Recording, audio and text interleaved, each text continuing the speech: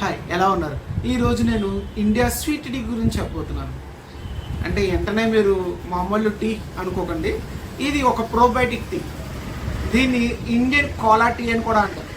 అదేవిధంగా Indian tea mushroom అని కూడా అంటారు. అదేవిధంగా ఈస్ట్ నీల్ అని కూడా అంటారు. దాని పేరే కాంబోచా. ఈ కాంబోచాని మన 2000 సంవత్సరాల ముందే చైనాలో, ఆ తర్వాత అక్కడ నుంచి జపాన్, కొరియా, అలా ఏషియన్ కంట్రీస్లో అన్ని చోటగా వచ్చింది. ఈ కాంబోచా దీన్ని చూడడానికి మనకి ఒక లేయర్, ఈస్ట్ లేయర్ ఒక లేయర్లా ఉంటుంది. చూడడానికి మెత్తడిగా ఉంటుంది. అయితే దీన్ని నేను మా నాన్నగారు వెస్ట్ గోదావరిలో ఎండింగ్ జీలుగుమిల్లి మండలం దర్భగూడెంలో ఇది వాడడం నేను చూశాను. దాన్ని అప్పట్లో ఈస్ట్ అనేవారు. ఆ ఈస్ట్ ఇది బతుకుంటుంది, దీనికి అసలు ముట్టుకోకూడదు, ముట్టుకుంటే చచ్చిపోద్ది అలా అని చెప్పి వాటర్ తాగితే చాలా మంచిదని ఎప్పుడో చాలా సంవత్సరాలు మా నాన్నగారు సర్వీస్లో ఉన్నప్పుడు నేను అది చూశాను. ఆ తర్వాత నేను ఈ ఫుడ్ అండ్ న్యూట్రిషన్ నేర్చుకున్న తర్వాత ఈ ప్రోబయోటిక్స్ గురించి రీసెర్చ్ చేస్తున్నప్పుడు మళ్ళీ నేను ఈ ఆన్లైన్ ద్వారా అది నేను తెప్పించుకున్నాను. ఈ కాంబోచా డ్రింక్, మళ్ళీ కాంబోచా స్కాబీ అంటారు. ఈ వైట్ లేయర్ని కాంబోచా స్కాబీ అంటారు. ఈ కాంబోచా స్కాబీ అంటే ఏంటంటే ఈ మామూలుగా ఉన్న బ్యాక్టీరియా ప్లస్ ఈస్ట్ కలిపి తయారవుతూ వచ్చేదాన్ని ఈ స్కాబీగా ఫార్మేట్ అవుతుంది. అయితే ఈ కాంబోచా డ్రింక్లో ఏముంటుంది? ఈ కాంబోచా డ్రింక్లో స్పెషలైజ్డ్ బ్యాక్టీరియాస్ ఉంటాయి. లాక్టోబాసిల్లస్తో పాటు ఇంకో మిగతా 3 బ్యాక్టీరియాలు ఉంటాయి. ఈ బ్యాక్టీరియాలు ఎంత స్థాయిలో ఉంటాయంటే 1 మిల్లీగ్రామ్లో 10 బిలియన్స్ ఆఫ్ బ్యాక్టీరియల్ ప్రోబయోటిక్స్ దీంట్లో దొరుకుతాయి. అయితే ఈ 100 ml కాంబోచా డ్రింక్లో ఎంత మనకి ఆరోగ్యకరమైన పోషక పదార్థాలు ఉంటాయంటే దీంట్లో ఫ్యాట్ మరియు ప్రోటీన్లు ఏమి ఉండవు. కార్బోహైడ్రేట్లు చక్కెర మాత్రమే ఉంటాయి. అయితే మరి ఇంత కాంబోచా డ్రింక్ని ఎందుకు మరి ఎక్కువగా కన్సూమ్ చేయట్లేదు ఇండియా లెవెల్లో, ఇంత ప్రోబయోటిక్స్ ఉన్న వాల్యూని అంటే కారణం ఏంటంటే ఈ కాంబోచా డ్రింక్ కొద్దిగా పుల్లగా ఉంటుంది. ఇంకా ఎక్కువ ఫర్మెంటేట్ చేస్తే ఈ పుల్లదనం వల్ల కొద్దిగా ఆల్కాలిక్ టేస్ట్ అనేది వస్తుంది. అంటే పూర్తిగా కాదు, ఈ పుల్లదనం ఎక్కువ అవుతాయి. మరియు దీన్ని జాగ్రత్తగా కాపాడకపోతే స్కాబీతో పాటు డ్రింక్ కూడా పాడైపోయే అవకాశాలు ఉంటాయి. అయితే ఈ కాంబోచాని ఎలా తయారు చేసుకోవాలి అంటే కనుక ఇందాక ఏదైతే నేను కెఫీర్లో చెప్పిన స్టార్టర్, అంటే ఈ కాంబోచా మిగిలిన డ్రింక్ కొంత, స్కాబీ దీనిపైన ఉన్న లేయర్ కొంత ఉంటే దీన్ని తయారు చేసుకోవచ్చు. ఇది చాలా సింపుల్ మరియు చాలా అవైలబుల్గా దొరుకుద్ది, ఎకనామికల్ కూడా.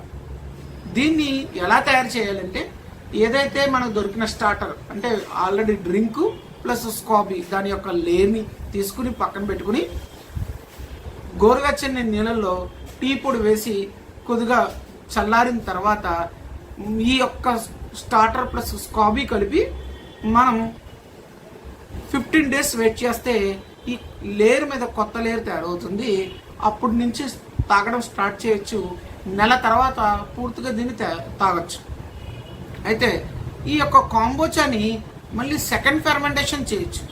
అది ఎలా అంటే ఈ కాంబోచా డ్రింక్ తీసుకుని దాంట్లో మనకు కావాల్సిన ఎన్ని హెర్బ్స్, ఎన్ని ఫ్రూట్స్, దాని యొక్క జ్యూస్ వేసి మూత పెట్టి మళ్ళీ 2 days తర్వాత ఓపెన్ చేస్తే ఆ గ్యాస్ పోయిన తర్వాత మళ్ళీ దాన్ని మనకి కూల్ డ్రింక్ లాగా ఉంటుంది. As it is cool drink, మీకు ఎటువంటి టేస్ట్ తేడా ఉండదు. దాన్ని ఫ్రిడ్జ్లో స్టోర్ చేసుకుంటే ఓవర్ ఫెర్మెంటేషన్ అవ్వకుండా ఉంటుంది.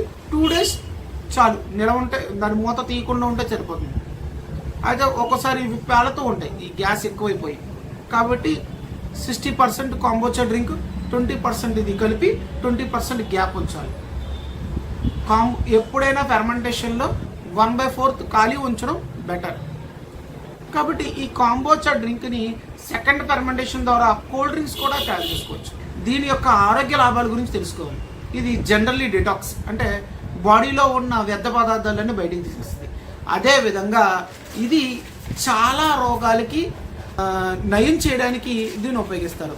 ముందుగా ఏంటంటే ఇది యాంటీ ఆక్సిడెంట్గా, అదేవిధంగా ఇది ఎనర్జీ డ్రింక్గా ఉపయోగపడుతుంది, ఇమ్యూనిటీ లెవెల్ని బాగా పెంచుతుంది.